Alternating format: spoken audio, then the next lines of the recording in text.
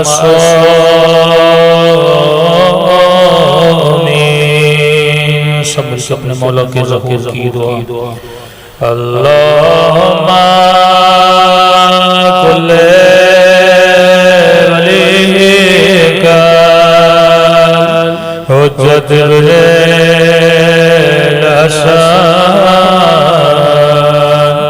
صلواتک علیہ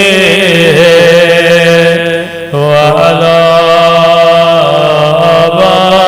آبائہ فی هذه الساعة وفي كل وليا وحافظا وقائدا وناصرا ودليلا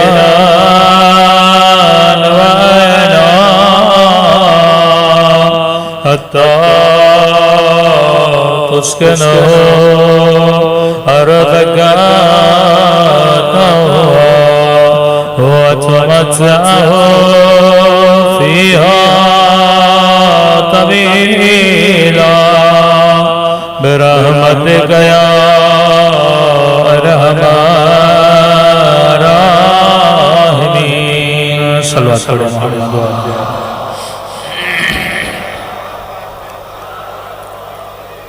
بسم اللہ الرحمن الرحیم رب اشرح لی صدری ویسر لی امری واحلل عقدۃ من لسانی یفقهوا قولی اما بعد فقد قال سبحانہ وتعالی قل لا اسألکم علیہ اجرا الا المودۃ فی القربى صلوات پڑھے محمد وعلی محمد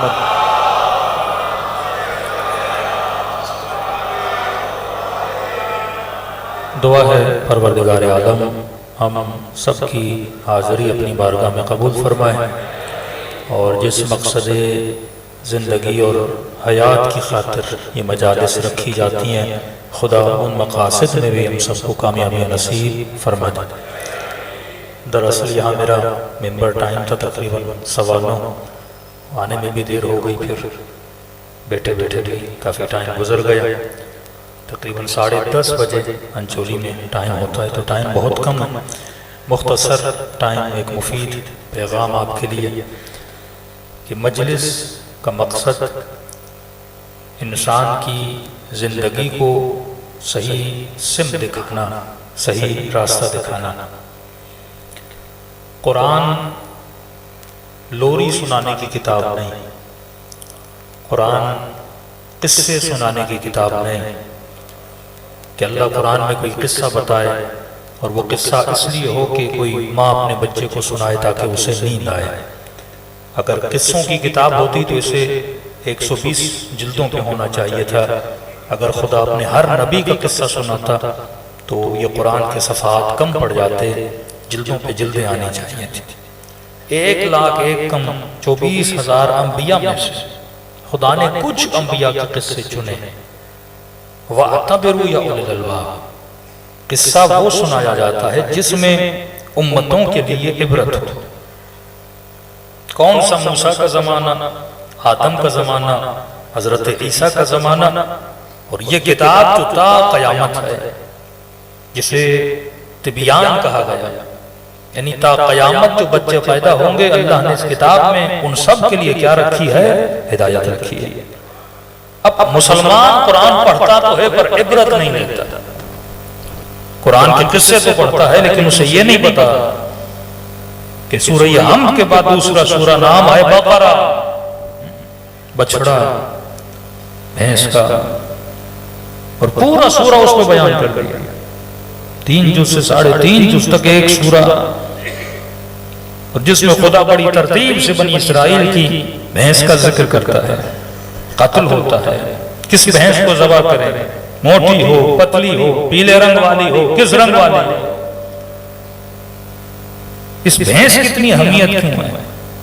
70% آف قرآن بنی اسرائیل کا ذکر کرتا ہے، اور آج تک ہمارے مدارس میں، ہمارے معاشرے میں اسلامی لوگ ہم اپنے بچوں کو یہود کا کتنا بتاتے ہیں، بنی اسرائیل کا کتنا بتاتے ہیں۔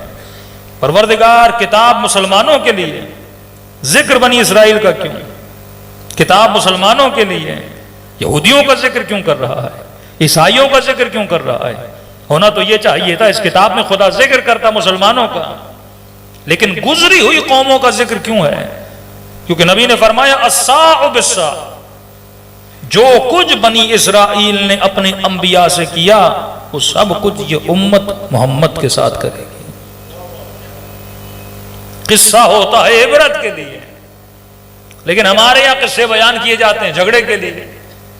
وہ تاریخ کربلا ہو، واقع خندق ہو، وہ جنگ احد ہو، یہاں تو مفتی اور مولوی کہتا قصہ سناؤ ہی نہیں، اور سنایا جائے تو جھگڑے شروع ہو جاتے ہیں، لڑائیاں شروع ہو جاتی ہیں۔ اس کے بجائے کہ ہم تاریخی قصے سے عبرت حاصل کریں کہ میں نے جنگ احد سے کیا سیکھا، میں نے جنگ خندق سے کیا سیکھا، میں نے واقع فدق سے کیا سیکھا، میں نے شہادت حسین سے کیا سیکھا۔ واقعات جھگڑا بیان کرنے کے لیے نہیں ہوتا۔ سب سے بڑی غلطی جو ہم کرتے ہیں، ہم واقعہ بیان کر کے جھگڑا کروا دیتے ہیں۔ ایک لائن میں شیعہ کھڑے ہو جاتے ہیں، دوسری لائن میں ان کے مخالف کھڑے ہو جاتے ہیں۔ بھائی یہ تاریخ کا واقعہ ہے، کتاب میں لکھا ہے۔ آج کے مسلمان نے جنگ جمل سے کیا سیکھا؟ آج کے مسلمان نے جنگ صفین سے کیا سیکھا؟ آج کے مسلمان نے سورہ بقرہ کے واقعے سے کیا سیکھا؟ کہ اتنے معجزے دکھائے حضرت موسیٰ نے، کبھی لکڑی کو اژدہا بنا دیا، سمندر کو زمین بنا دیا، ہاتھ میں یز بیضا کر دیا، من و سلوہ آسمان سے اتر رہے ہیں۔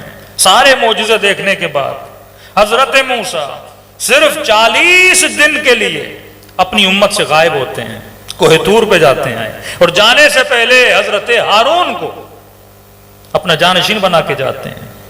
اور یہ بھی قرآن بڑی دقت سے کہتا ہے کہ یہ نہیں کہا کہ خدایا میں ہارون کو بنا رہا ہوں، اللہ سے درخواست کی اخلفنی فی قومی، اے خدا میری درخواست یہ ہے، ہارون مجھے بہتر نمائندہ لگتا ہے، تو ہارون کو بنا دے۔ تو خدا کہتا ہے میں نے بنایا ہے۔ یعنی غیبت نبی میں، نبی کے جانے کے بعد اگر کسی کو نمائندہ بنایا جا رہا ہے وہ کس کی مرضی سے ہے؟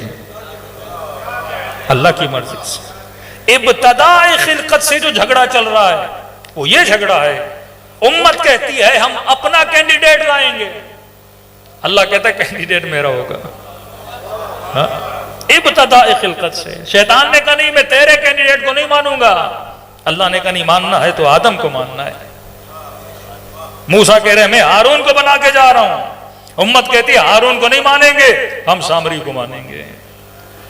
حضرت آدم، حابیل، قابیل، اب مختصر کر رہا ہوں، جب امتوں نے اپنے ہادیوں کو حجت جب تمام کر دی گئی، حجت دو طریقے سے تمام ہوتی ہے، یا علم کے ذریعے سے یا نور کے ذریعے سے، یا علمی دلیل دو جس طرح مباہلہ میں علمی ذریعے سے حجت کو تمام کر دیا گیا، یا نور کے ذریعے سے کہ اللہ نور السماوات والارض۔ حجت کا مطلب ایک چیز آپ کے سامنے عیاں کر دی جائے۔ مثلا ایک بندہ ایک کمرے میں جا رہا ہے، کمرے میں لائٹ نہیں ہے، اور چلتے چلتے کسی گلاس کو پاؤں لگ گیا اور گلاس ٹوٹ گیا، تو وہ قیامت کے دن یہ بول سکتا ہے پروردگارا کمرے میں اندھیرا تھا، میں نے دیکھا نہیں، پاؤں گلاس کو لگا گلاس ٹوٹ گیا، تو اللہ اس کا عذر قبول کرے گا۔ لیکن اگر کمرے میں روشنی ہو،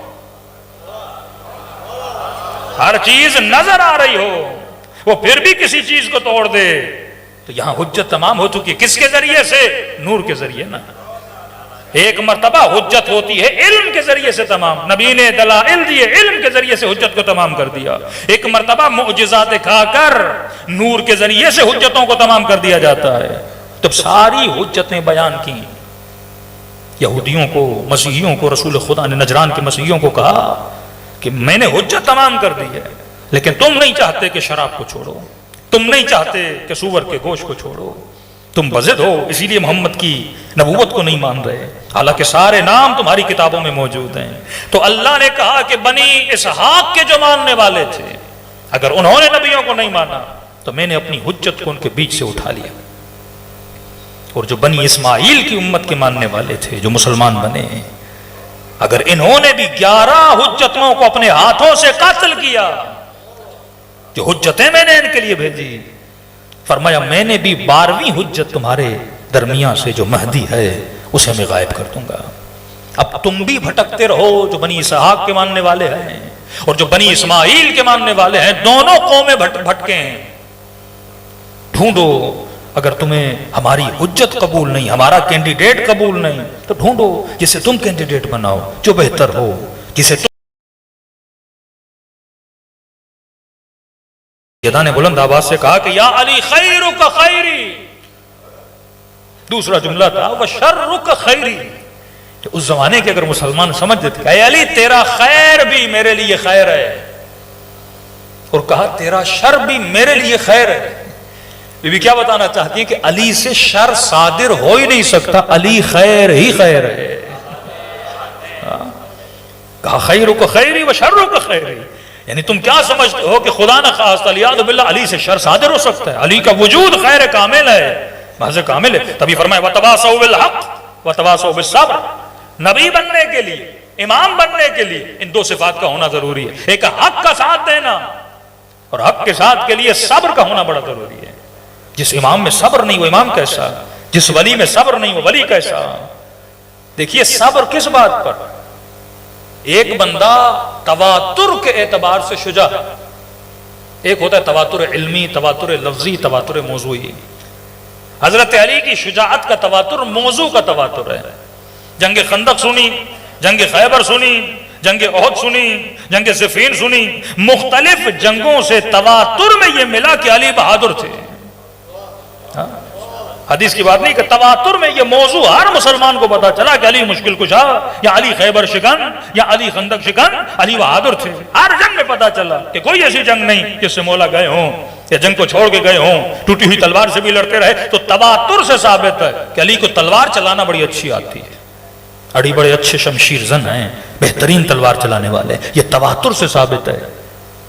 اب وہ بندہ جو شجاع ہے اس کے لیے مقام صبر یہ ہے کہ وہ تلوار نہ چلائے.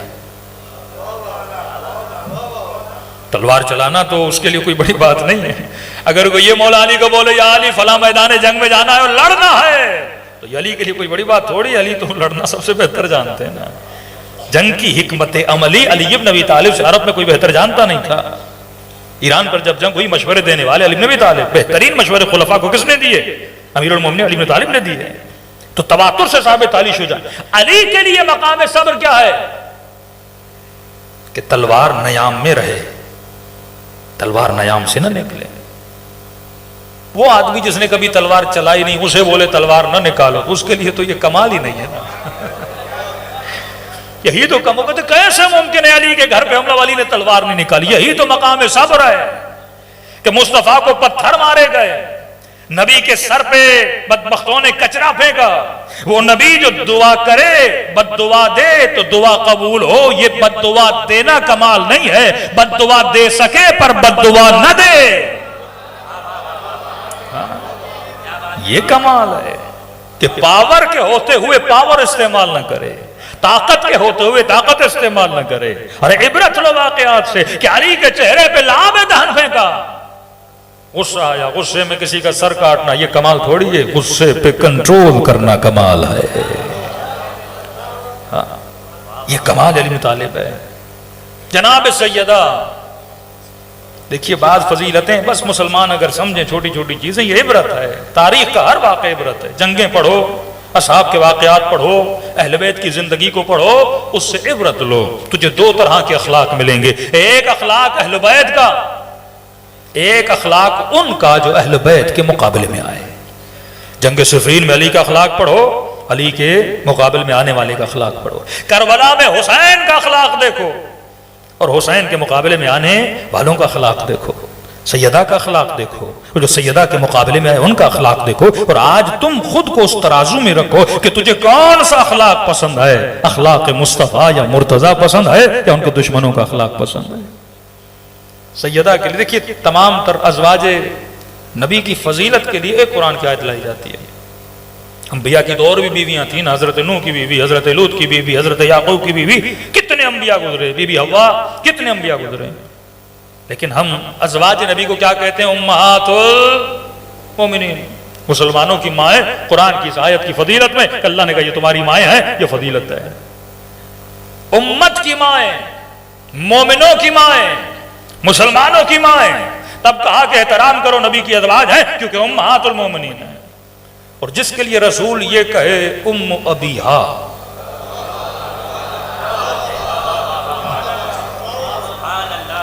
ایک ہیں مسلمانوں کی مائیں، اصحاب کی مائیں، لیکن سیدہ کے لیے کہا کہ فاطمہ ام ابیہا ہے، جو امت کے سردار کی ماں ہو اس کا مقام کیا ہے؟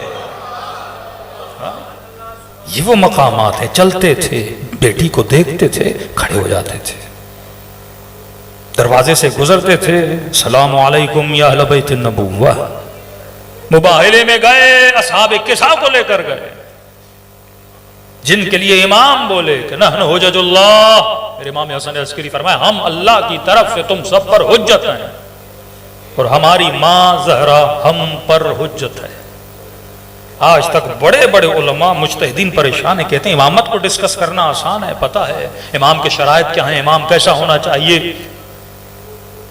حدود و قیود کیا ہیں، نبی کا پتہ ہے، نبی رسول کا مطلب کیا ہے، نبی کا مطلب کیا ہے، خاتم المرسلین کا مطلب کیا ہے، لیکن سیدہ کے مقام کو ڈسکس کرنا بڑا مشکل ہے، کیونکہ امام اور حجت خدا بولے کہ یہ بی بی ہمارے لیے حجت ہے۔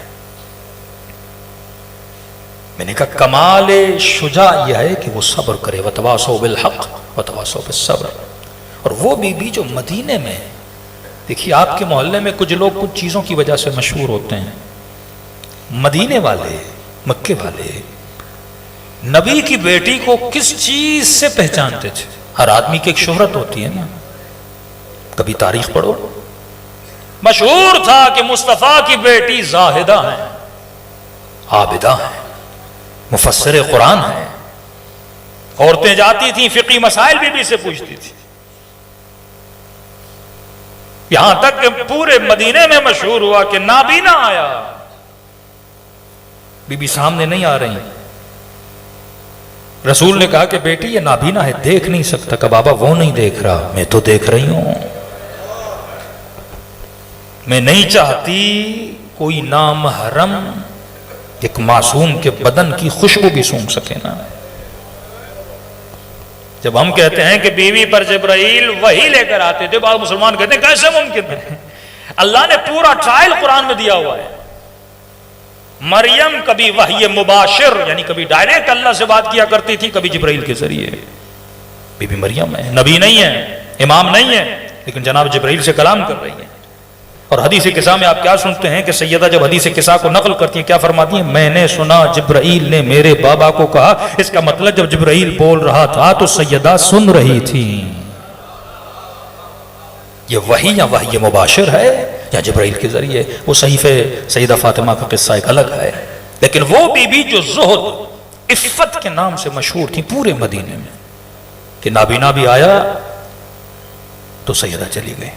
اگر کسی میری ماں بہنوں کو حجاب سیدہ کے بارے میں پڑھنا ہے کہ بی بی کا حجاب کیسا تھا، تو خطبہ فدقیہ کی ابتدا پڑھ رہے ہیں کہ بی بی کیا پہن کر مسجد کی طرف روانہ ہوئی، اتنی عفیفہ کہ جب چلیں تو پیچھے بھی بیبیاں، آگے بھی بیبیاں۔ کسی نے کہا کہ بی بی نے اس طرح کیوں کیا؟ کہ بی بی نہیں چاہتی تھی میرے قدموں کے نشانوں کو بھی کوئی نامحرم دیکھے، جو عفت کے اعتبار سے مشہور ہے، حجب و حیا کے اعتبار سے مشہور ہے، مفسر قرآن ہے، کہ جب فضا سے کہتی ہیں فضا تمہارے قبیلے میں عورتوں کی جنازوں کو کیسے دفن کیا جاتا ہے؟ یہاں پر بھی جاتے جاتے ایک حجاب کا، عفت کا پیغام دے کر گئی نا۔ کبھی بھی ہمارے عورتوں کو صندوق میں رکھا جاتا ہے۔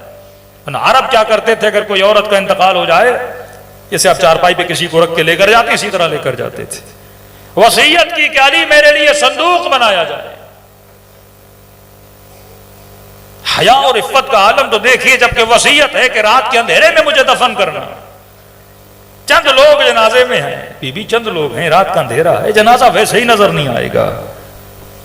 ہم نے تو اپنا پورا بندوبست کرنا ہے نا، آنے والی امتوں کو بھی حیا کا درس دینا ہے نا۔ وہ بی بی جو پورے مدینے میں حیا اور عفت کے نام سے کیا تھیں؟ مشہور تھی۔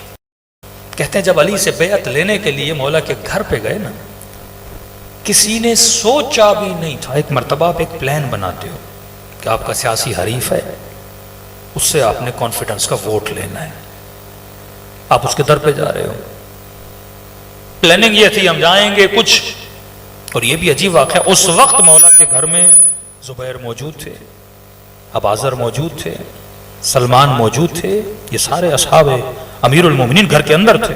ڈسکس ہو رہی تھی عالیہ معاملات حکومت کے ہوئے، اب کریں تو کیا کریں، بیعت لے جانی ہے۔ تو انہوں نے کہا تھا جائیں گے، تھوڑی انبن ہوگی۔ تاریخ دان لکھتے ہیں کبھی بھی پلاننگ میں نہیں تھا کہ ہم دروازہ کھٹکھٹائیں گے اور نبی کی بیٹی آئے گی۔ آج حسین کا اصغر کربلا میں شہید نہ ہوتا،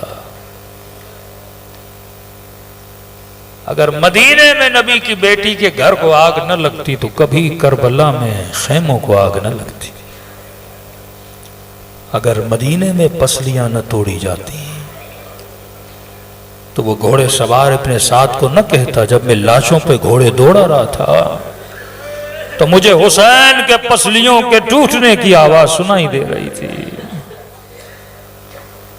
سیدان اتمام حجت کر دیا امت کے لیے، ہادیوں کو چھوڑنے میں نقصان ہادی کا نہیں، نقصان امت کا ہے۔ ہم نے اسی اخلاق سیدہ کو، صبر سیدہ کو، حق کو پکڑنا اور حق کے ساتھ چلنا ہم نے سیکھنا ہے۔ تبھی میرے چھٹے امام فرماتے ہم ہر مصیبت کو برداشت کر لیتے ہیں لیکن اپنی دادی زہرا کی مصیبت ہم سے برداشت نہیں ہوتی۔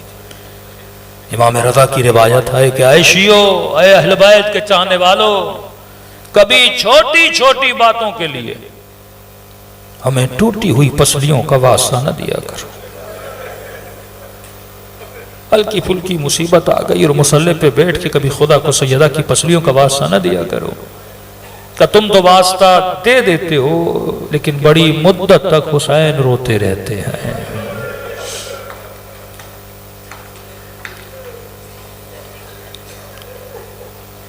امام حسن ایک ذاکر کے خواب میں آئے، فرمایا ذاکر تو میرے سارے مسائب پڑھتا ہے؟ جی مولا۔ کہ میرے شیعوں کو میری اصلی مصیبت کیوں نہیں سناتا؟ کہ مولا میں پڑھتا ہوں حسن نبی کا نواسا، زہر دی گئی، جگر کے ٹکڑے تشت میں آئے۔ مولا یہ پڑھتا ہوں مرد پریشان ہو، بیوی ہمدم ہوتی ہے، لیکن حسن اتنے مظلوم، اپنی بیوی نے زہر دیا۔ میں پڑھتا ہوں یہ واحد امام ہے جن کو 2 مرتبہ کفن دیا گیا۔ جب جنازہ گھر واپس آیا تو بی بی زینب نے کہا حسن میں نے تو سفید کفن پہنایا تھا، خون سے رنگین کس نے کیا؟ امام حسن نے کہا میرے ذاکر یہ سارے میرے مصائب ہیں لیکن میری اصل مصیبت بھی تو بتایا کر۔ کہ مولا اس سے زیادہ مجھے نہیں پتا، آپ خود بتائیے اصل مصیبت کیا ہے؟ مولا حسن نے کہا میرے شیعوں کو بتا دینا حسن کی اصل مصیبت مدینے کی ایک گلی میں ہے۔ اس جملے کے پڑھنے سے پہلے میں محسوس کرانا چاہتا ہوں کہ امام حسن پہ کیا گزری۔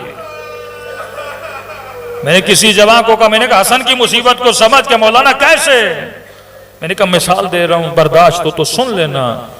میں نے کہا اگر کسی بند گلی میں تیرے سامنے تیری ماں کو کوئی تماچا مارے، یہ رو کر کہنے لگا مولانا دعا کریں اس دن موت آ جائے، یہ منظر اللہ مجھے نہ دکھائے۔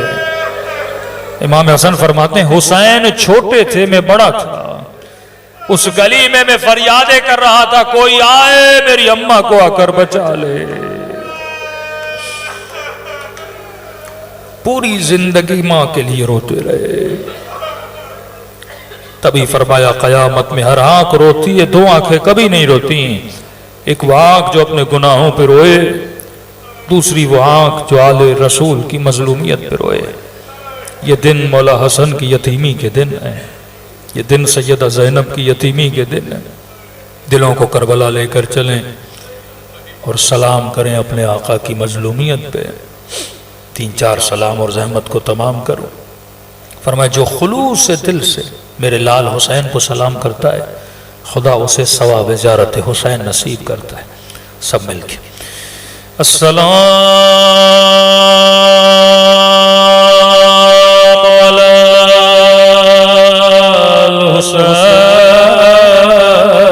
الحسین وعلی علی ابن الحسین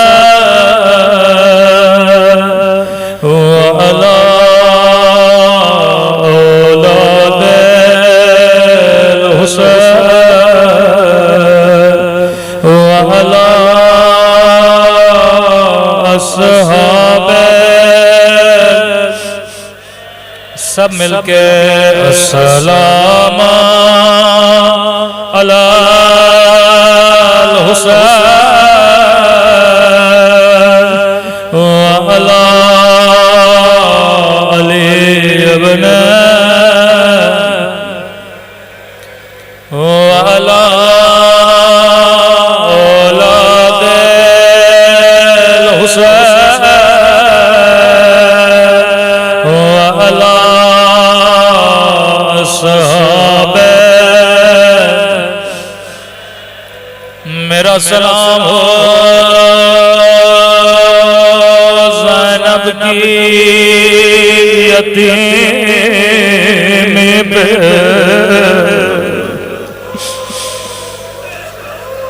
میرا سلام ہو حسین مولا کی یتیمی پہ ابھی آپ نے سنا امام حسن جب بھی مسجد جاتے تھے لمبا راستہ لیتے تھے صحابی نے کہا مولا یہ گلی مسجد کے بڑی قریب ہے فرمایا زندگی گزر گئے میں کبھی اس گلی سے نہیں گزرا صحابی نے کہا مولا ایسا کیوں فرمایا اس گلی میں اس لائن کا گھر جس نے میری اماں پہ آگ کا دروازہ گرا میں قربان امام حسن آپ کی مظلومیت ہمیشہ کہتا ہوں اللہ بچپن میں کسی بچے کو ماں کا جنازہ نہ دکھا اللہ بچپن میں کسی بچے کو یتیم نہ کرے مولا اپنے گوارا نہ کیا اس کا چہرہ دیکھے جس نے اماں پہ آگ کا دروازہ گرایا تھا مولا حسین تھوڑی دیر کے لیے کربلا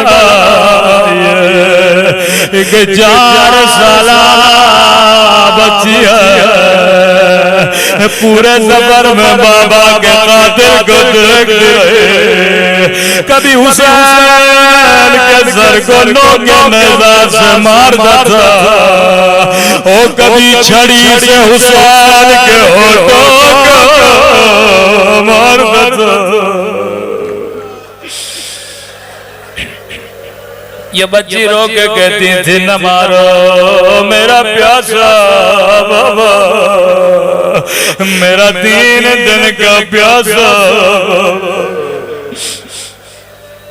مولا حسین آپ بھی یتیم ہوئے سکینہ بھی یتیم ہوئی مختصر روایت ہے پر بڑی سخت روایت مولا علی نے سیدہ کو غسل دیا کفن دیا رات کا وقت ہے جنازہ گھر کے صحن میں رکھا ننے سے بچوں کو کہا بچوں آخری بار اماں کے چہرے کی زیارت کر لو